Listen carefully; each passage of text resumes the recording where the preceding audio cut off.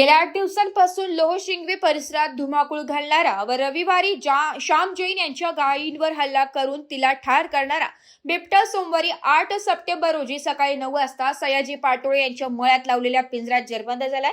हा बिबट्या 2 वर्षाची मादी आहे। मात्र अनेक बिबट्या अद्याप मोकाट असून दारणा नदीकाठी बिबट्याचा दिवसाढवळ्या वावर सुरू असल्याची तक्रार ग्रामस्थांनी केली आहे।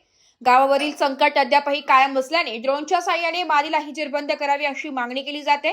परिसरात 15 दिवसात 3 बिबटे जेरबंद झाले। मात्र लोहशिंगवे वंजारवाडी परिसरात अनेक बिबटे मुक्त संचार करीत आहे।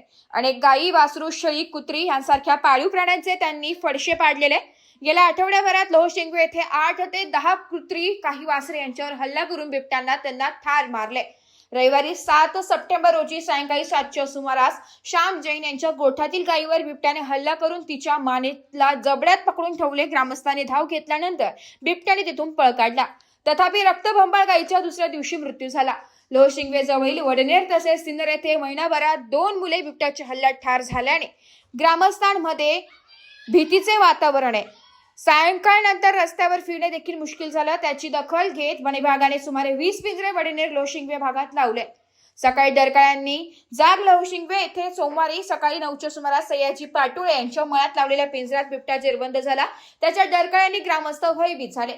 त्यांनी तातडीने वन विभागाला कळवले। वन अधिकारी अनिल अहिरराव, कर्मचारी जयनाथ गोठे, पांडुरंग भांगरे, अशोक खानजोडे उपस्थित झाले। त्यांनी बिबट्यासह पिंजरा नाशिक येथे हलविला।